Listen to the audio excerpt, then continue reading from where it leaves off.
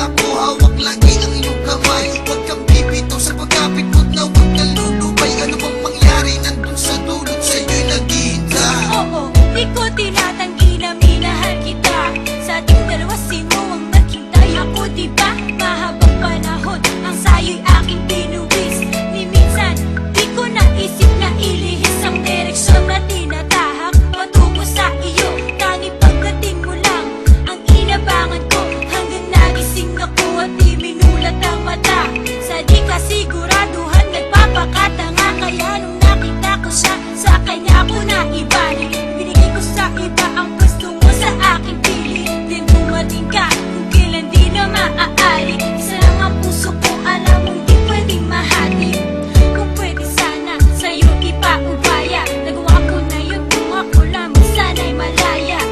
Pero madaya, ayaw kong makasakit. Okay na ako sa kanya, kaya wag na nating ipilit. Ko'y bakit ngayon ka lamang dumating at hindi ng mga sandali na ako'y malaya pa at hindi ngayon na mayroong mga iba.